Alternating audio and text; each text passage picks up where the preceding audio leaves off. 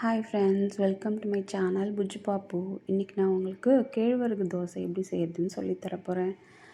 கேழ்வரகு வந்து 200 கிராம்ஸ் காப்பரின்னு சொல்லுவாங்கள்ல, அதில் ஒரு கப்பு அரிசி, இட்லி அரிசியும் அந்த 200 கிராம்ஸ் கப்பில் ஒன்று,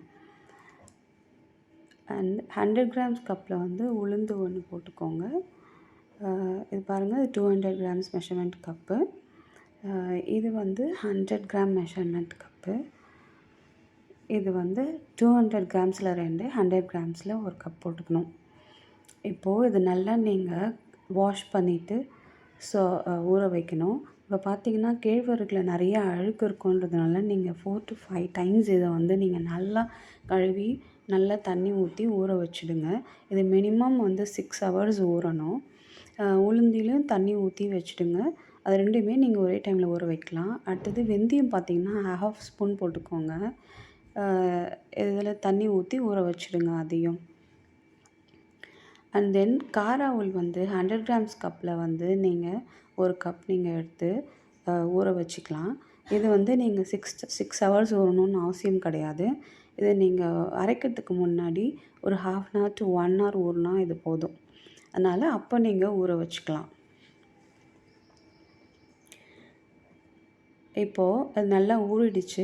இப்போ நீங்கள் அந்த ராகி, இட்லி அரிசி, அந்த கார அவல் ஊற வச்சிருந்தோம் இல்லையா, அது 3த்தையுமே நீங்கள் ஒன்றா போட்டு கிரைண்டரில் ஆட்டிடலாம். இதை நீங்கள் மிக்சிலையும் அரைக்கலாம், பட் கிரைண்டரில் ஆட்டினீங்கன்னா நல்லா வரும். பாருங்கள், நல்லா மழன்னு நல்லா சாஃப்டாக மஞ்சிடுச்சு. இந்த டைமில் நீங்கள் அதை வந்து வடித்து எடுத்துடலாம். அண்ட் தென் உளுந்து வந்து கழுவி நல்லா வாஷ் பண்ணி எடுத்துக்கோங்க. அதை வச்சுட்டு இந்த உளுந்து போட்டுக்கலாம். இதை நீங்கள் வந்து தோல் இல்லாத உளுந்து கூட போட்டுக்கலாம். அண்ட் தென் வெந்தயம் ஊற வச்சுருந்தீங்க இல்லையா, அதையும் நீங்கள் அதில் எடுத்து உளுந்து கூட சேர்த்து அரைச்சிக்கோங்க.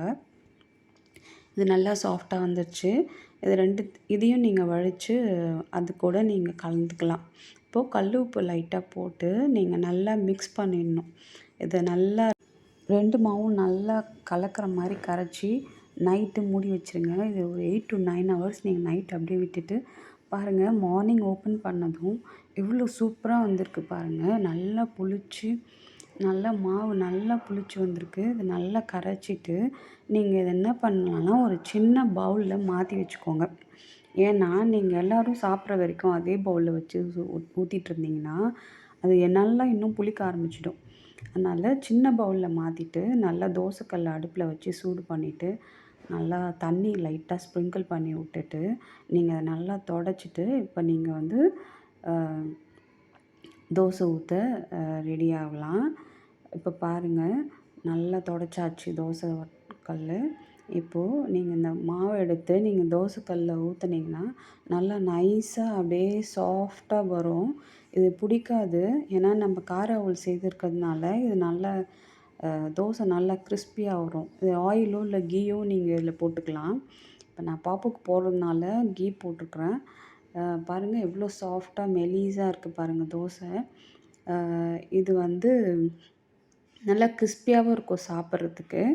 இதுக்கு வந்து நான் வந்து புதினா சட்னி அரைச்சிருக்கேன். இதுக்கு காம்பினேஷன் நல்லாயிருக்கும், சூப்பராக இருக்கும்.